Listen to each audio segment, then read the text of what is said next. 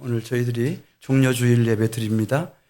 이 종려주일을 포함해서 이제 예수님이 무덤에서 살아나신 부활절 주일까지를 우리 한국 교회, 전 세계 교회가 고난 주간으로 지키고 있습니다.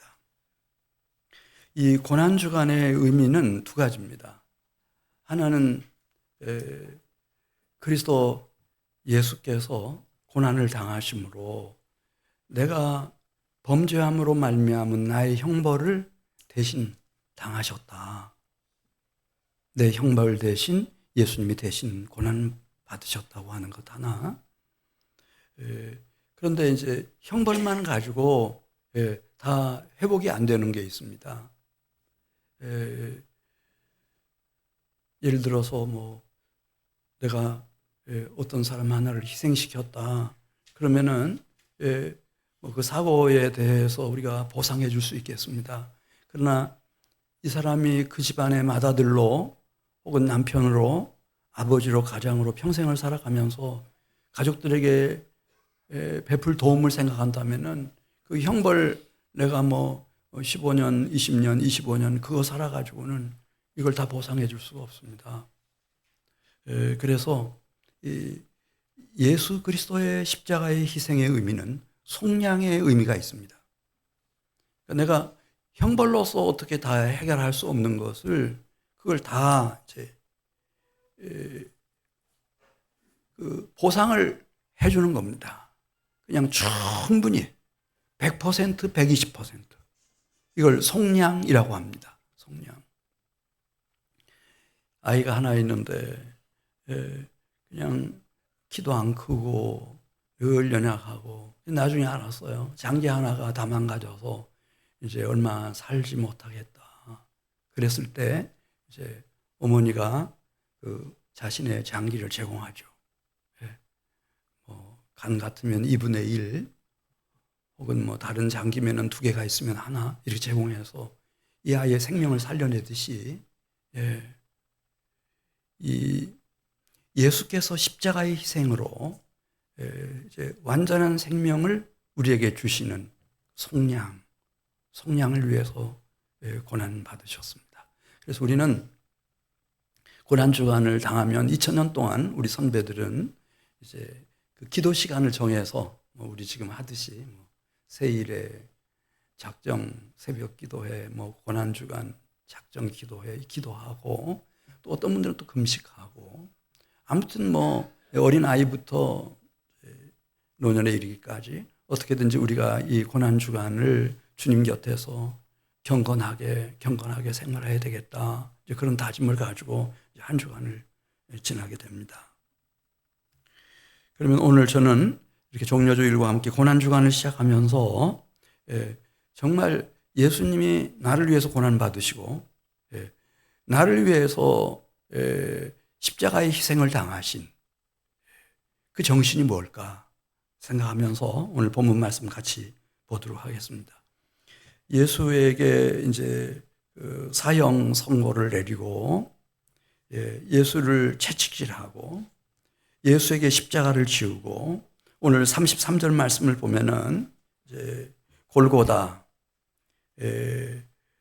언덕 맨 꼭대기 해골 거기는 이제 두개골 사람 십자가에 처형당한 사람들의 두개골을 쉽게 만날 수 있는 그런 산봉우리였던 것 같습니다. 해골이라고 하는 것에 도착을 했고 거기서 예수님을 다 벌거벗겨서 가장 치욕스럽게 만들기 위해서 벌거벗겨서 이제 예수님을 십자가에 못 박아 놓고 이제 이 예수님이 얼마나 큰 흉악범인지를 분위기를 맞추기 위해서 좌우편에 행악자 살인 강도일 수도 있고 반역자일 수도 있고 두 사람을 같이 십자가에 못 박아 놓은 상태에서 그 밑에서는 예수님의 그 옷을 나누고 있었습니다. 그리고 마지막 속옷은 통으로 되어 있었기 때문에 제비를 뽑아서 나누고 있었습니다. 그때 예수님이 보여주신 모습입니다. 우리 누가복음 23장 34절 말씀. 예수께서 아버지 하나님을 부르십니다. 아버지 이렇게 부르시고 예수님께서 드린 기도가 있는데 그 기도의 내용이 이렇습니다. 저들을 사하여 주옵소서. 자기들이 하는 것을 알지 못함이니이다. 아버지 하나님께 이들을 용서해 주시라고. 이들이 지금 무지 속에 있어서 알지 못해서 이렇게 하고 있으니까 이들을 용서해 달라고 용서의 기도를 드리고 있습니다. 물론 35절 가서 보면은 이 구경 나왔던 백성들이며 그 다음에 예수를 이렇게 사형 선고에 처하게 하고 이렇게 십자가에 달리게 만든 관리들, 그들은 밑에서 뭐 예수님이 무슨 말씀하시는지 아랑곳하지 않고 예수님을 비웃고 조롱합니다. 그대가 만일 하나님의 택하신 자 그리스도이면 너 자신이나 구원해봐라, 이렇게. 네. 또 36절 말씀 보면은 이 관리들뿐만 아니라 로마의 군인들도 역시 예수님 희롱합니다. 그리고 말합니다. 내가 만일 유대인의 왕이라면 너가 내 자신을 지금 구원해서 십자가에서 내려와라, 이렇게.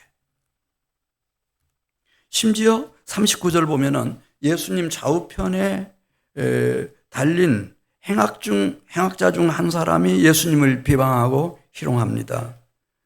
너가 그리스도인가? 그렇다면 너 자신과 우리를 좀 구원해라. 근데 그 행악자 중에 한 사람이 예수님에게 지금 주목하고 있는 한 사람이 있었습니다. 40절에 나오죠. 그는 예수님이 아버지 하나님을 부르는 것을 들었습니다. 그래서 하나님을 생각합니다. 예수님이 지금 무슨 기도를 드렸는지를 이 사람은 또렷이 기억합니다. 자기를 정죄하고 자기를 끌어다가 다 벌거벗기고 행악자 중에 이렇게 막 무지막지하게 자기를 십자가에 못 박은, 그리고 자기를 죽이는 그들을 용서해 달라고 기도하시던 예수님의 기도가 귓전에 막 계속 들려오는 겁니다. 그래서 이렇게 말합니다. 하나는 자기 동료 행악자를 향해서 꾸짖습니다. 내가 동일한 정죄를 받고서도 하나님을 두려워하지 아니하느냐. 그러면서 이분은 행한 것이 옳지 않은 것이 없느니라. 42절 보겠습니다. 그러면서 예수님을 부릅니다. 예수님, 당신의 나라에 임하실 때 저를 기억해 주십시오. 예수님 방금 전에 이들을 사해달라고 기도하신 그 예수님이 뭐라고 화답을 하시나? 예수께서 이르시되 내가 진실로 내게 이르노니 오늘 내가 나와 함께 낙원에 있으리라. 그러면서 자기 옆에 있는 이 행악자를, 그 영혼을 구원하십니다. 그 행악자뿐만 아니라 47절에 있는 말씀을 보면은 예수를 아마 십자가에 못 박아 죽이는 실무 책임자였겠죠. 현장에 그 백부장이 이렇게 말합니다. 백부장이 그 된 일을 보고 하나님께 영광을 돌려 이르되 이 사람은 정령 의인이었도다. 이 로마 백부장은 이런 일을 뭐 종종 하겠죠. 십자가 처형을 종종 하겠죠. 로마 제국 하에서. 근데 이런 분을 처음 본 거예요. 누가복음 23장 48절 말씀 보면 구경 나왔던 무리들도 그 예수님이 마지막 임종하는 순간까지 쭉 지켜보면서 그 된 일을 보고 다 자기 가슴을 치면서 돌아갔다는 거예요. 야, 우리가 이렇게 해서는 안 될 분을 이렇게 십자가에 못 박아 죽였구나. 그러면서 이 가슴을 친다고 하는 말은 너무 슬퍼서 후회하는 마음으로, 회개하는 마음으로 가슴을 치고, 마태복음 27장 54절 말씀을 보면 백부장뿐만 아니라 그 백부장의 지시를 받아서 이제 이 예수를 십자가를 지우고 이 해골 산 정상까지 끌어와서 못 박았던 모든 로마의 군인들, 백부장과 및 함께 예수를 지키던 자들이 지진과 그 일어난 일들을 보고 심히 두려워하여 이르되 이분은 진실로 하나님의 아들이었도다. 은혜가 막 임하는 거예요.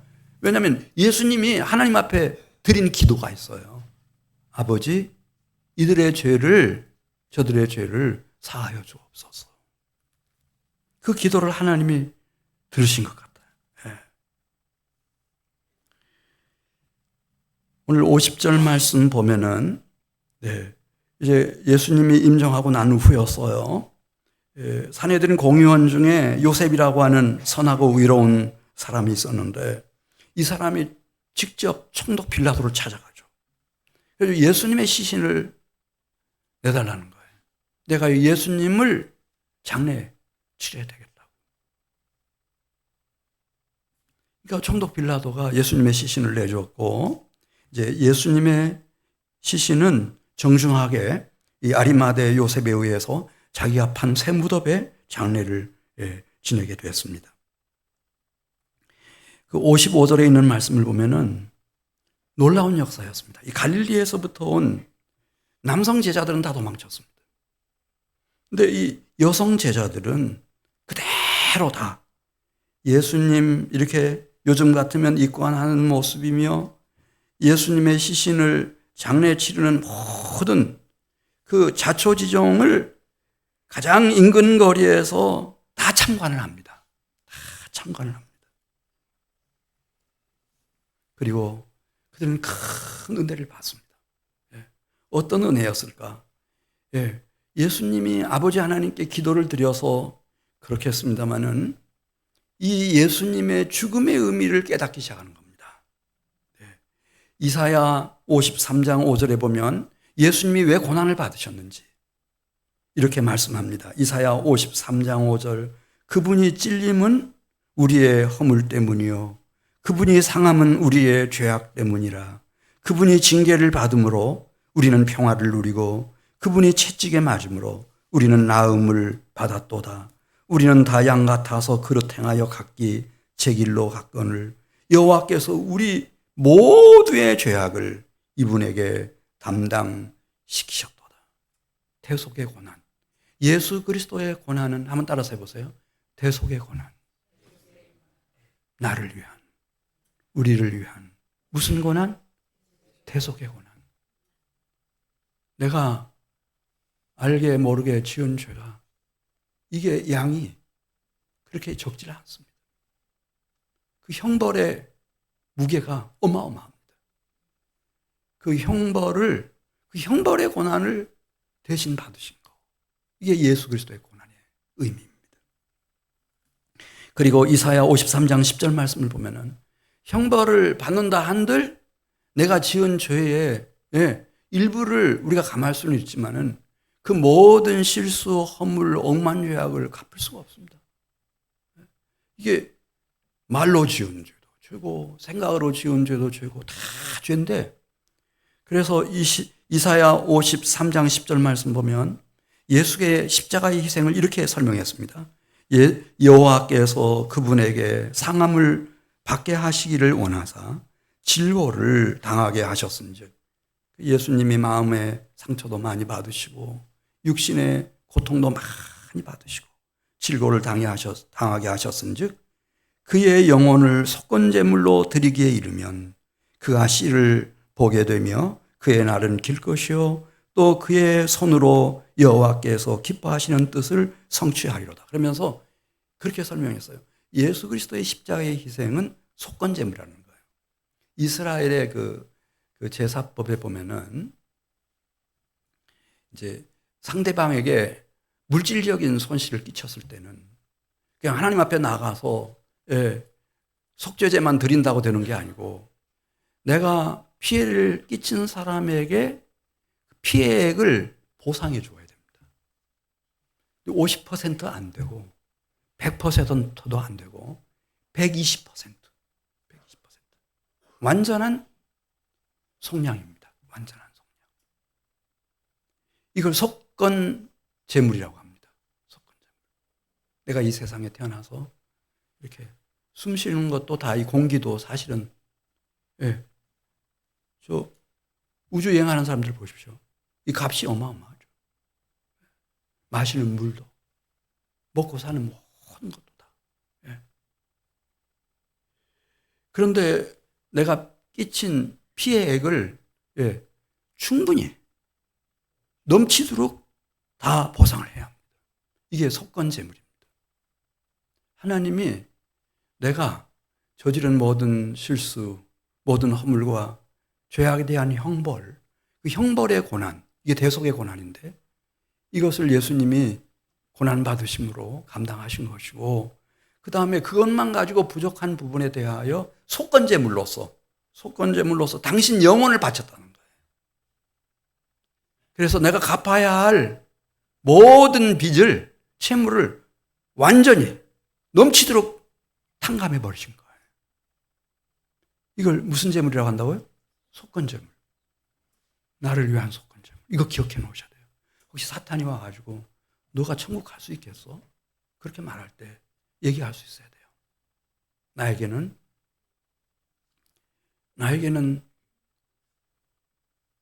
대속, 어린 양의 대속, 그리스도 예수께서 고난받으신 그런 대속의 은혜 있고 그 다음에 내가 이 세상에 태어나 한평생 사는 동안 모든 빚을 다 탕감해 주신, 충분히 넘치도록 탕감해 주신 어린 양 예수 그리스도의 십자가의 희생, 그 성량의 은혜가 있다.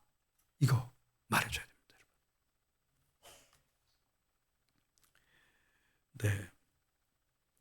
이것을 로마서 3장 25절 가서 보면은 이렇게 말했어요. 근데 이제 내가 잘못을 저지른 것에 대해서 형벌을 내가 받고 그 다음에 내가 다른 사람에게 피해 준 것에 대한 피해액을 충분히 이렇게 속건제물로 보상하는 것으로 끝나는 것이 아니고 로마서 3장 25절 보면은 이제 이 하나님과 원수되었던 관계를 화목하게 해야 된다는 거예요. 하나님이 나의 사랑하시는 아버지가 되시고 나는 그분의 가장 귀엽고 사랑스러운 아들딸이 되고 또 모든 인격적인 관계를 이 원수되었던 관계가 아니고 이 화목한 관계로 다 회복해 가려면은 화목제물이 있어야 돼요. 화목제물. 그래서 로마서 3장 25절에 이렇게 썼어요. 로마서 3장 25절입니다. 이 예수를 하나님이 예수의 피로써 믿음으로 말미암는 무엇로 세우셨다 그랬죠? 화목제물로 세우셨어요. 그래서 그 화목제물이신 그리스도 예수 안에서 하나님도 의로우신 하나님이 되시는 것이고 우리도 의로운 하나님의 자녀가 되는 것이고 하나님의 이제 반듯한 지체가 돼서 다른 모든 지체들과 화목한 관계, 평화의 관계를 이렇게 맺으면서 살아갈 수 있도록. 그래서 예수님은 말씀드린 것처럼 나를 위한 대속의 은혜 베풀어 주신 분이시고 나를 위한 속건제물이 되어주셨고 나를 위한 화목제물이 되셔서 하나님과 원수되었던 관계를 이렇게 화목한 사랑의 관계로 다 맺어가고 계시는 거다. 그거 말씀하는 겁니다.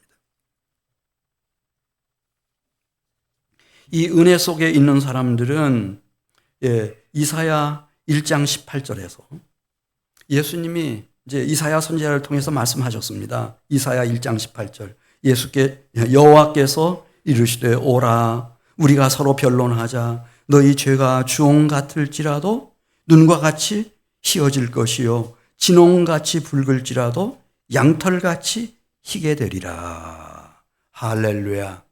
이사야 43장 25절.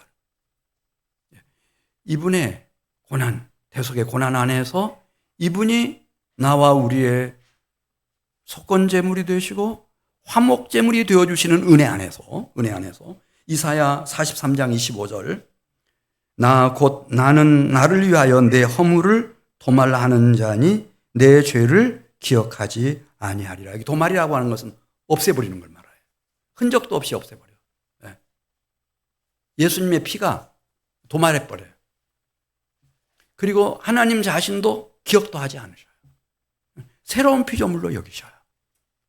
새 생명으로 우리를 이끄시고 부활 생명, 영원한 생명으로 세워가셔요.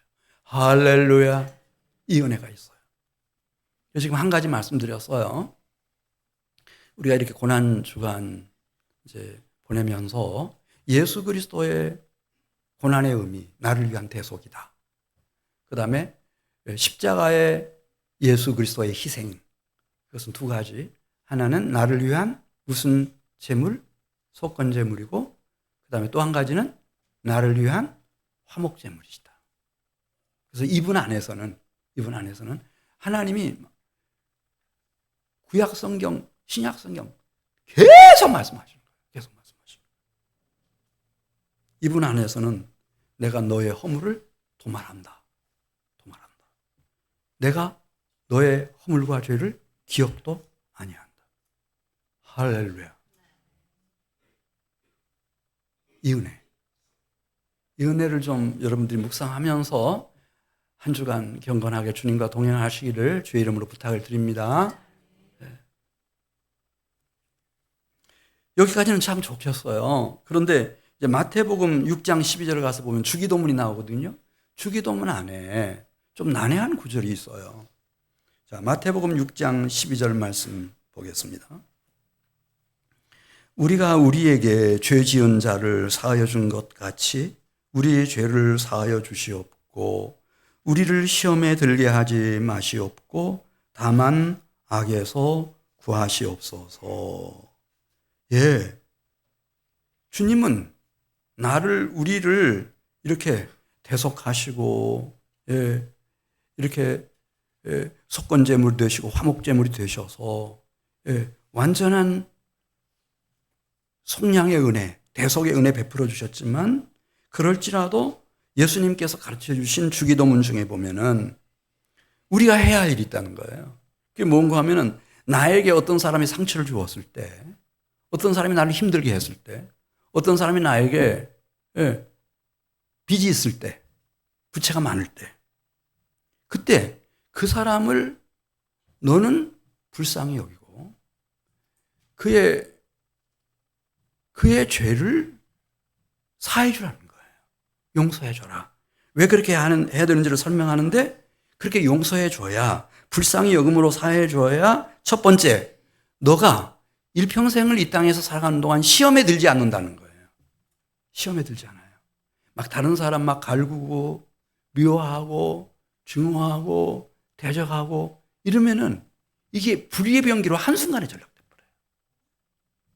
시험에 빠진다는 거예요. 이거 예수님이 지금 사랑하는 제자들에게 알려주셔요. 그다음에 두 번째, 악에서 구하시옵소서. 그 길로 가면은 필경은 악의 구렁텅이 속에 굴러 떨어져요.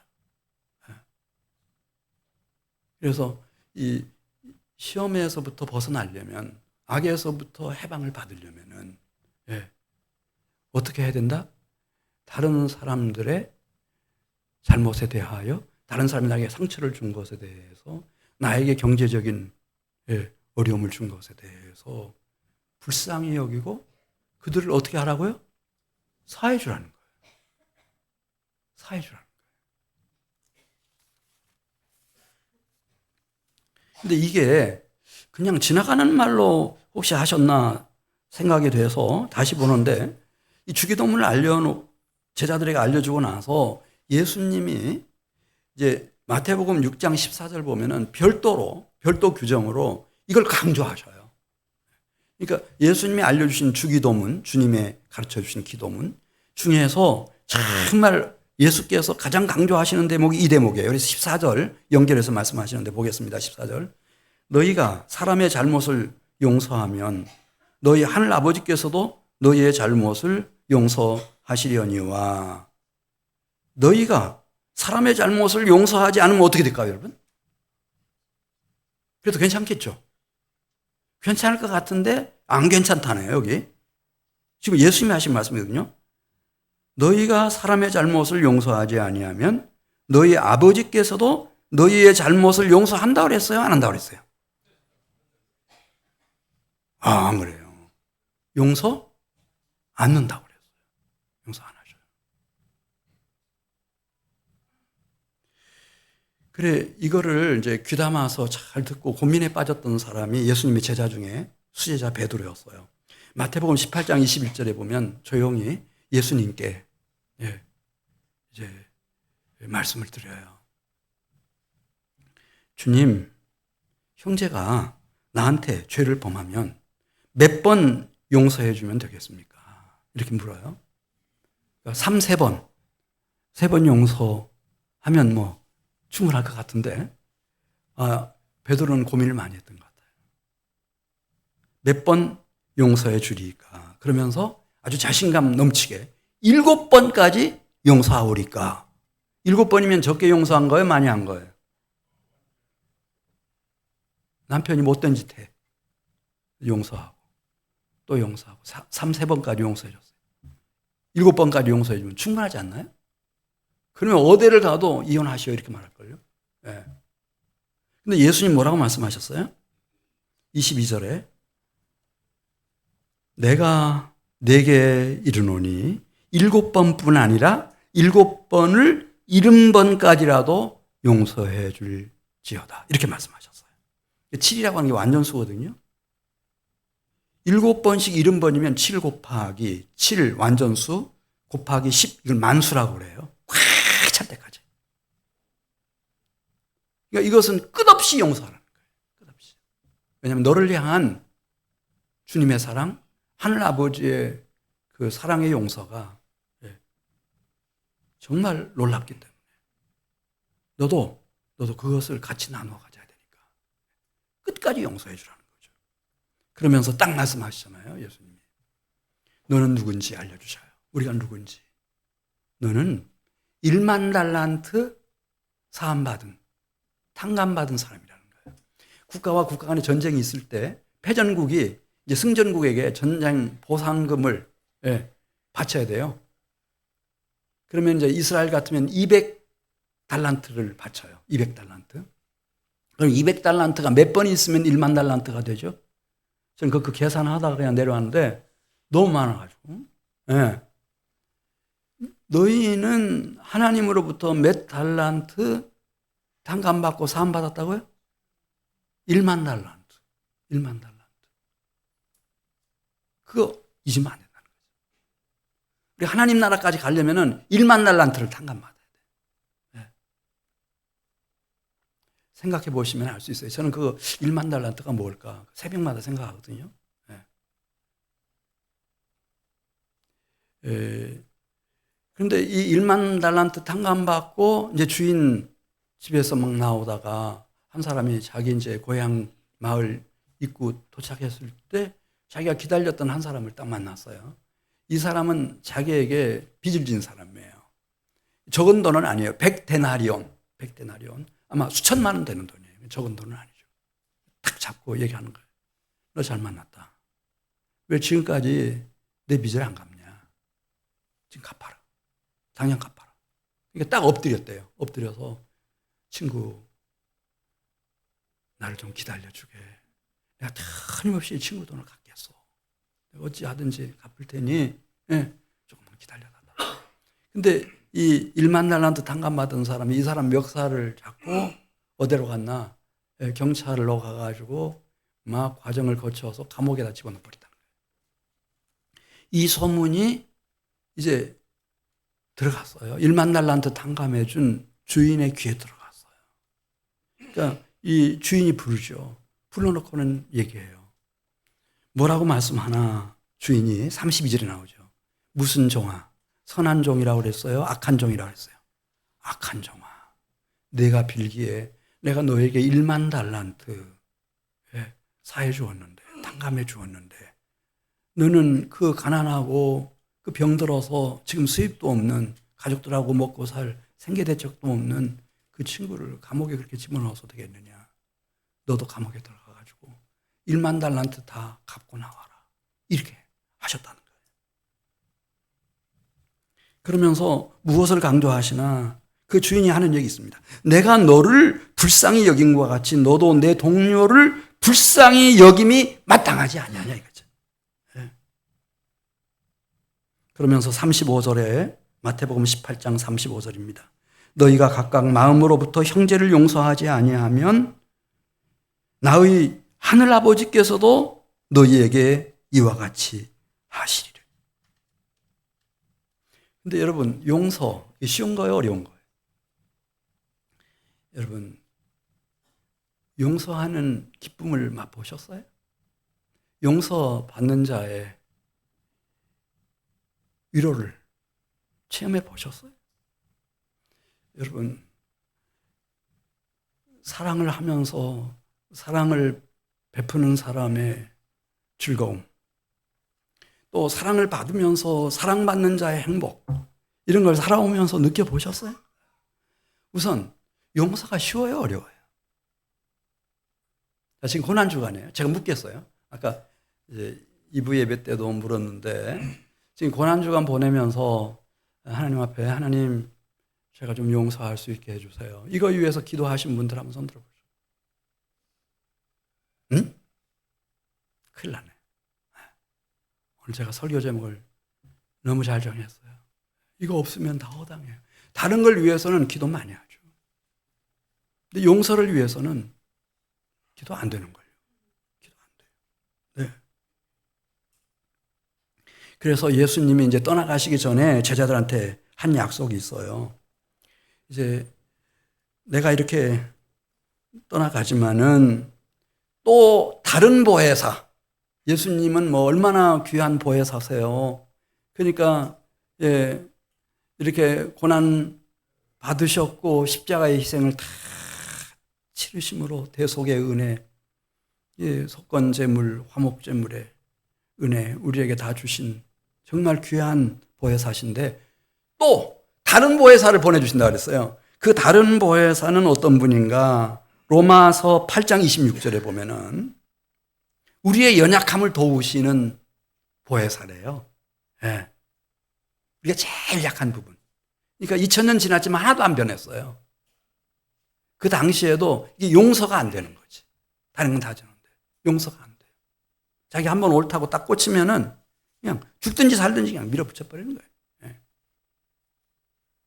그래서 로마서 8장 26절 이와 같이 성령도 우리의 연약함을 도우시나니 우리는 마땅히 기도할 바를 알지 못하나 오직 성령이 말할 수 없는 탄식으로 우리를 위하여 친히 간구하시느니라.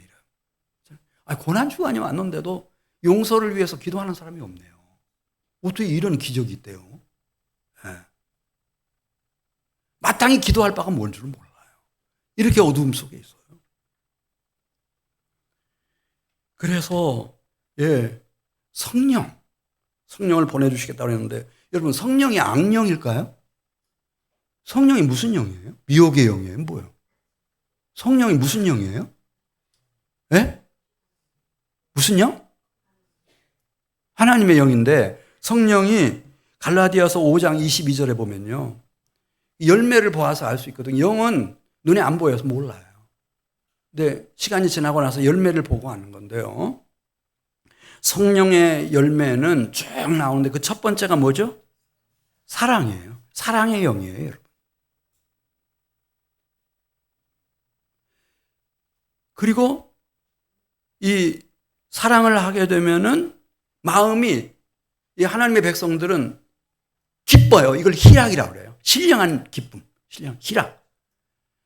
미워하고 대적하고 막 증오하고 하면 고통스러워. 이건 사탄 마귀가 좋아하는 거니까. 네. 이 사랑의 영, 성령의 사람들은 사랑을 하면은 기뻐요. 신령한 희락이 막 솟구쳐요. 희락과 화평과. 이게 참된 평화의 길이에요. 할렐루야. 이렇게 마음이 평안해요. 내 영혼이 평안해요. 화평과. 그러니까 이런 삶을 그냥 어거지로 하는 게 아니고 잠시 잠깐 동안 오래오래 할 수 있어요. 일주일 동안이고 1년 동안이고 10년 동안이고 일평생 동안 오래 참을 수 있어요. 이 삶은. 그 다음에 이렇게 살다 보면은 그 속 사람이 정말 친절한 인격을 가진 사람이 돼요. 양선, 착해요. 착해요. 충성. 예, 그 진정 어린 마음이 변동이 없어요. 온유. 성품 자체가 그리스도의 성품 그대로예요. 이런 사람들은 절제의 능력을 갖고 있어요. 딱 절제할 줄 알아요. 다른 사람을 치는 게 아니고 자기를 쳐요. 할 말, 안 할 말. 앉아야 할지 서야 할지. 다 알죠. 성령. 이게 예수님이 약속하신 또 다른 보혜사. 다른 보혜사.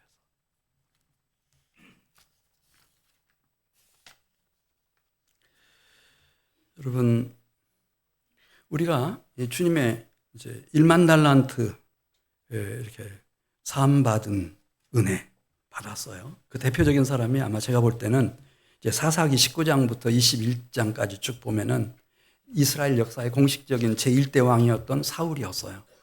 원래 베냐민 지파 출신인데 베냐민 지파가 하나님 떠나서 막 방종하다 보니 자기 성읍이나 마을 앞에 이제 다른 지파 사람들이나 외지 사람들 지나가면 그 밤에 꼭 끌어내가지고 막 성폭행을 했어요. 집단으로. 남녀를 불문하고. 그러니까 이건 사람이 아니잖아요. 그것이 더더군다나 이스라엘 안에서 일어나니까 11지파가 일어나서 그냥 이 베냐민 지파를 멸해버리죠. 600명 남았어요. 한 지파가 600명 남았어요. 그래 생각 있는 분들이 이렇게 해서는 안 되겠다. 길르한 야베스에서 이제 신부감들을 데려다가 결혼을 시켜서 이제 이렇게 씨바지처럼 이렇게 해서 이제 일어난 지파가 베냐민 지파. 그러니까 숫자도 제일 작고 제일 부끄러운 지파예요. 치욕스러운 지파예요. 그 지파 출신인 사울을 이스라엘 나라의 초대 왕으로 사무엘 선지자가 기름을 부어서 딱 세워줬거든요. 이건 1만 달란트 은혜 받은 사람이에요. 1만 달란트. 그렇게 은혜 받았어요. 그 하나님이 막 이 사울에게 영을 부으셨어요. 당신의 영을 부으셨어요. 근데 여러분 아시죠? 이 사울이 용서할 줄을 몰라요. 심지어 그렇게 충성스러운 신복 다윗을 용서를 못해요. 끝까지 물고 늘어져요. 사울이 어떻게 됐죠? 그 자식들이 집안이 어떻게 됐죠?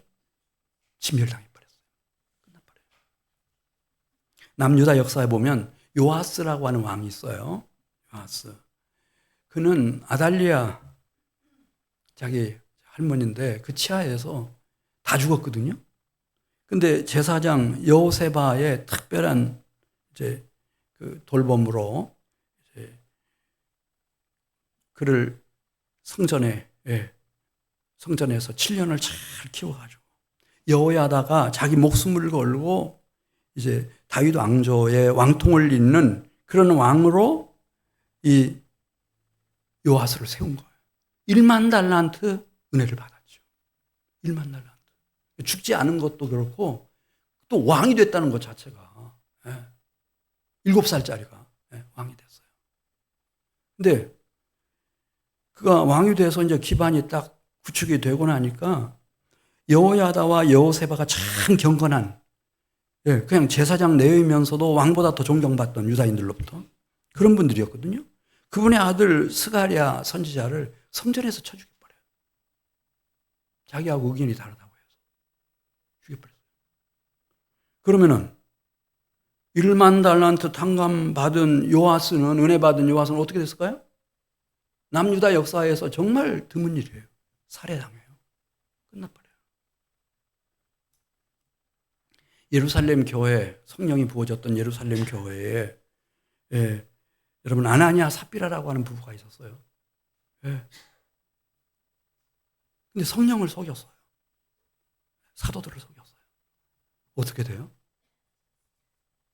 상당한 헌금을 가지고 왔음에도 불구하고 그날 동시에 같은 자리에서 순차적으로 죽임을 당합니다. 끝나버립니다.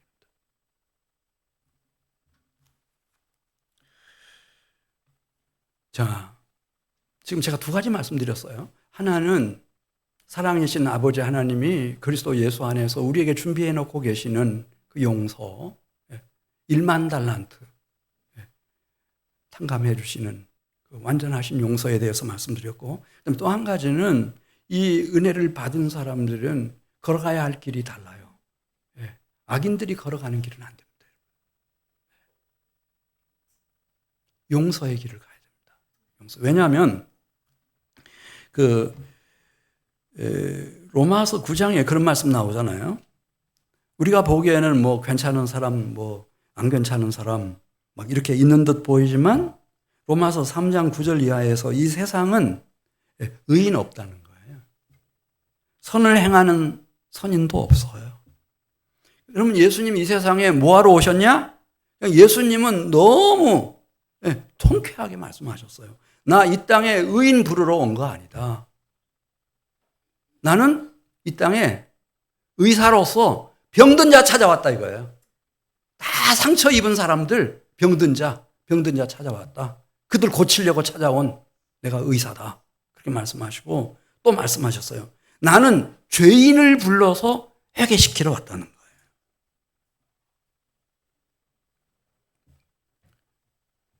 그러니까 내가 볼 때는 그냥 나는 참 괜찮은 사람 같고 다른 사람은 형편없는 것 같아도 그냥 이게 하늘에서 내려다 볼 때는 똑같아요. 다 연약한 피조물이에요.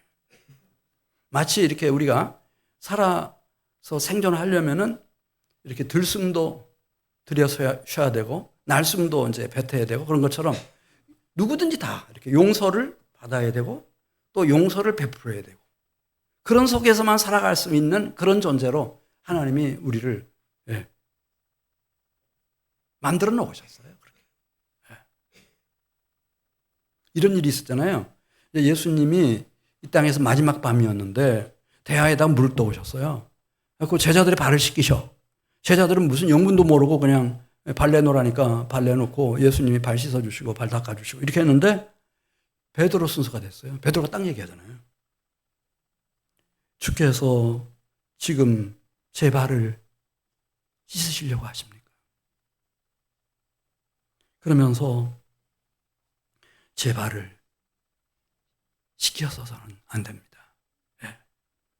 그러니까 주님이 말씀하세요. 너 지금 내가 내 발을 씻는 이유를 지금 잘 모르겠지만 나중에 시간이 지났을 때 이해할 거다. 제 발이 얼마나 불결하고 얼마나 냄새나고 더러운 발인데 제 발을 씻긴다는 말씀입니까? 그때 예수님 뭐라고 말씀하세요? 내가 너를 씻어주지 아니하면 내가 나와 상관이 없다. 이렇게 말씀하셨어요. 그러니까 이방인들 말고 이스라엘 백성, 유대인이라 하더라도 예수를 믿는 제자 중에 사도 중에 수지자라 하더라도 씻겨지지 않고 주님 앞에 설 수 있는 사람이 아무도 없는 거예요. 아무도 없어요. 아브라함 가정 여러분 아세요? 아브라함이 누구의 용서를 많이 받았나? 사라라고 하는 아내의 용서를 많이 받았어요. 베드로 사도가 그 얘기하는데 왜냐하면 자기를 다른 남자에게 내줬어요. 자기 하나 살아남겠다고. 그런 못난 남편이 어디 있어요. 용서하고 존경했다는 거예요. 끝까지. 아브라함도 조카 롯 그냥 자기 친아들처럼 키웠어요. 얼마나 많이 도왔는지 몰라요. 한때는 목숨 걸고 나가서 그 롯과 그 가족들을 다 구해가지고 오잖아요. 그리고 롯을 위해서 다 기도해요. 롯이 못된 짓은 다 하는데도 끝까지 기도해요. 그래서 이 아브라함의 이 가정과 가문이 일어나는 거예요. 야곱도 형 에서로부터 용서를 받아야 됐어요. 그렇지 않으면 목이 달아났죠, 진작에. 야복 강가에서 그 일생이 끝나버렸어요. 야곱의 아들 요셉도 자기를 죽이려고 했던 형들, 자기 노예로 팔은 형들 다 용서했잖아요. 그래서 이 이스라엘 후손들이, 이스라엘 백성들이 일어날 수 있었어요. 용서가 없었으면 불가능해요. 일찍 끝나버리죠. 이 출애굽할 때 가장 경건한 가정이 누군지 아시죠? 그 미리암 가정. 이 삼남매 낳았잖아요, 미리암이. 모세, 또 누구야? 아론, 미리암. 근데, 아론이 막 황금 송아지 우상 만들어가지고 시내산 앞에서 정말 해서는 안 될 짓을 했거든요. 그때 막 모세가 딱 하나님 앞에 나서가지고 하나님, 이것도 진멸해버리겠다 그러니까 하나님이. 그 주님의 책에서 제 이름을 없애버릴지언정 이들을 용서해달라고 생명 걸고 기도하잖아요. 진짜 용서해요. 또 자기가 구스 여자를 이렇게 너무 막 백성들이 힘들게 하니까 어디 쉴 데가 없으니까 구스 여자를 취했던 일이 있어요. 그러니까 막 미리암이 막 생난리를 치잖아요. 그러니까 이러다가는 막 모든 계획이 다 이게 막 엉키고 다 흐트러질 것 같으니까 미리암이 나병에 걸렸어요. 근데 모세가 또 그 미리암을 위해서 그렇게 기도하죠. 정상으로 돌아오도록.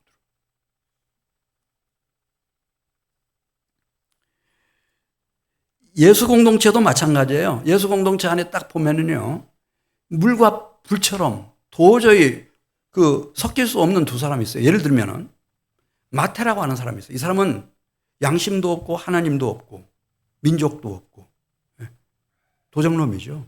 세리니까. 세리 마태. 그리고 이 사람들만 표적으로 해서 제거하는 열심당원 가나나인 시몬이 있어요. 네. 근데 이 사람들이 용서하는 거예요. 네. 시몬을 용서하고 사람 많이 죽였겠죠. 용서하고. 왜냐면 애국의 애족의 정신을 가지고 했으니까. 뭐 그래서인지 모르지만 하여튼 그리스도 안에서 용서하고 용서하라고 그랬으니까. 네. 또 마태 용서하고. 마태가 마태복음을 쓰고 오늘날 우리가 이 마태복음을 가지고 있고 바울, 바나바, 마가, 요한 다 보면은요. 그 바나바의 품 안에서 바울이 다 양육되고 이 바울이 마가 요한에게 큰 상처를 줬지만은 이제 이 마가 요한이 바울이 나이 많이 들어서 힘들어할 때 직접 로마 감옥까지 가가지고 그의 마지막 순간을 다 이렇게 도와드리고 용서.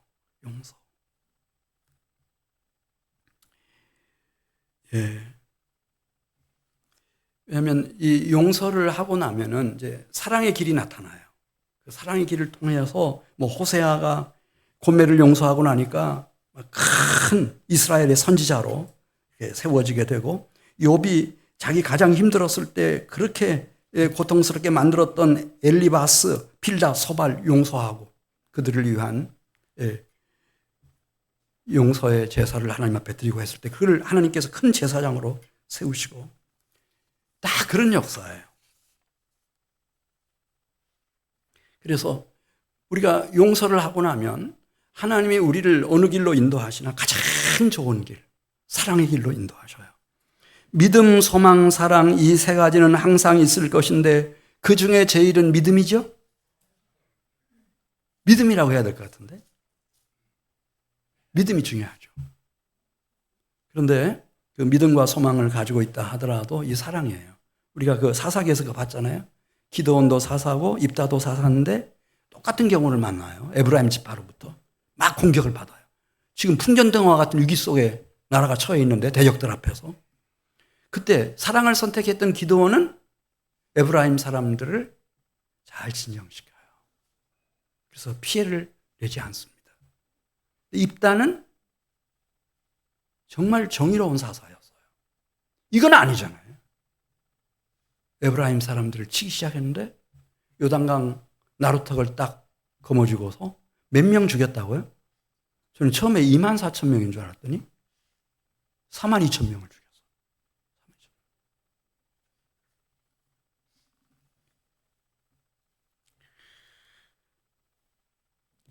그래 주님 말씀하셨죠. 너희가 서로 사랑하면 이로써 모든 사람이 너희가 내 제자인 줄 알리라. 용서한 사람만 이제 사랑의 길로 나아갈 수가 있어요.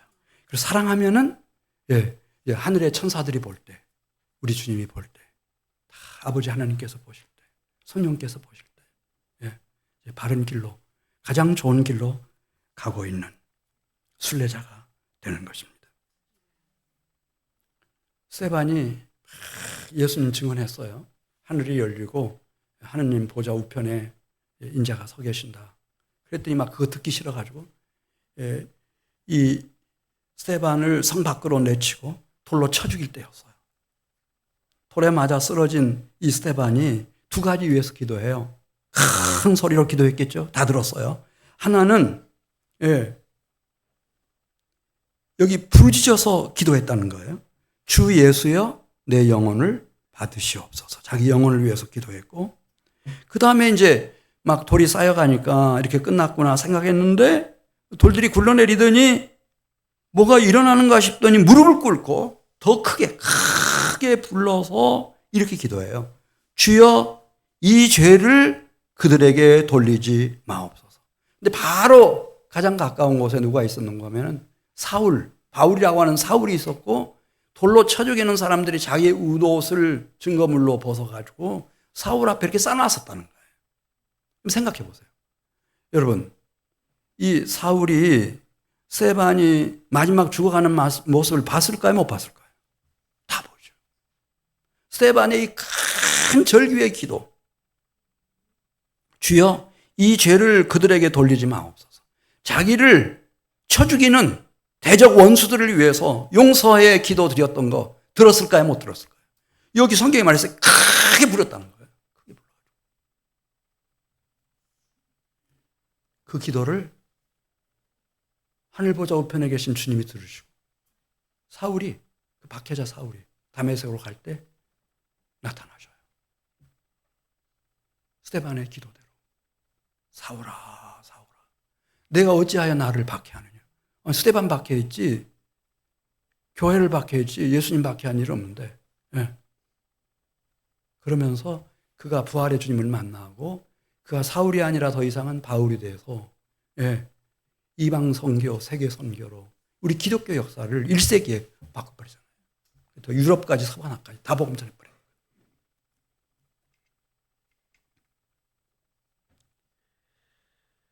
오늘 골로새서 3장 13절 말씀 보면은 이제 왜 우리가 이번 고난 주간에 이렇게 용서, 사랑 이것이 필요한지 이제 다시 한번 보도록 하겠어요. 골로새서 3장 13절 말씀. 누가 누구에게 불만이 있거든 서로 용납하여 피차 용서하되, 그냥 있는 모습 그대로 받아주라는 거예요. 그리고 용서하라는 거죠. 주께서 너희를 용서하신 것 같이 너희도 그리하고 이 모든 것 위에 사랑을 더하라. 이는 온전하게 매는 띠니라. 15절 보겠어요.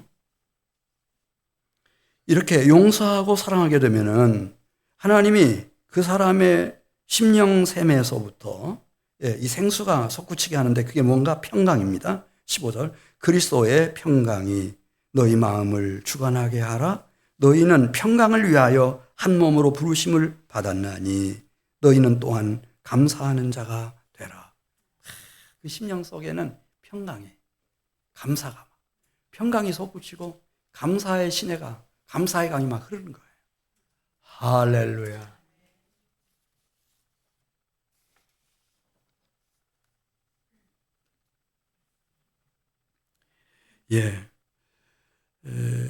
이 부부간에도 이제 처음엔 괜찮아요. 처음에는 젊어서 너무 매력 있고 건강하고 기대도 많고. 근데 이제 나이가 들어서 살아나가다 보면은 실망되는 구석들이 이제 여기저기서 나타날 거예요. 또 이제 병이 들었다. 그러면 뭐 이제 뭐 그건 말할 것도 없죠. 그래서 부부간에도 왜 이렇게 깨지는가? 이유는 단 하나예요. 용서를 못하면 깨지는 거예요. 아내를 용서하지 못하고 남편을 용서하지 못하면 사랑할 수가 없거든요. 그건 생지옥이죠. 못 살아요. 그리고 딸이라도 어머니 용서해야 돼요. 어머니도 아들, 딸 용서해야 돼요. 우리 부모님은 너무 훌륭하시다. 뭐 용서할 건덕지가 없다. 그런 분들이 정말 복받은 사람들인데 희귀해요. 용서 없이는 이 형제 자매들도요, 이렇게 한 가정으로 설 수 없어요. 더더군다나 교회는요, 힘들어요. 어느 정도까지만 올라가지 거기서부터 더 이상 성장을 딱 정체해버려요. 오직 용서와 사랑과 평강과 감사, 이게 계속 샘물처럼 솟구치고 시내처럼 흐르는 사람은 가정을 세워요. 새로운 가정으로 세워요. 이걸 경험한 사람들은 그 가족들과 함께 이 교회에서, 이 교회 공동체에서 교회와 함께 이 사회 속에 계속해서 선한 영향력을 계속 끼칠 거예요. 그래서 이 사회를 변화시켜가죠. 지역사회를 변화시키고, 그 다음에 한국 교회가 이런 저런 교회들을 보면서 부흥이 일어나고 새로워지면 이 한국 사회와 국가 사회와 민족 사회를 바꿔갈 수 있어요. 얼마든지 할 수 있어요. 우리는 막 과학 기술이 중요하고 AI가 중요하다. 막 이제 그렇게 하지만 중요하죠, 다 중요해요. 근데 중동에서 일어나는 거 보십시오. 이걸 고도화시켜 놓으면 핵무기 만드는 거예요. 스텔스 폭격기 같은 거 막 최신의 폭격기 만들어 가지고요. 어마어마한 전쟁을 할 거예요. 돈이 많으면 막 수백조, 수천조 막 쏟아 부어 가지고. 근데 하나님이 원하시는 나라는 어떤 나라인가? 지금 말씀하고 있는 거예요. 예수님이 오셔서 걸어가신 바로 그 길입니다. 용서, 사랑, 평강, 감사, 이것 가지고 생명을 세워요. 내 가정을 세우는 거예요. 이걸 경험한 가정과 성도들이 모여서 이 교회를 진리의 기둥과 터처럼, 구원의 방주처럼 세워가는 거예요. 그렇게 변화되고 성장하고 부흥된 교회들이 이 사회를 바꾸고 국가와 민족 사회를 바꿔갈 수 있어요.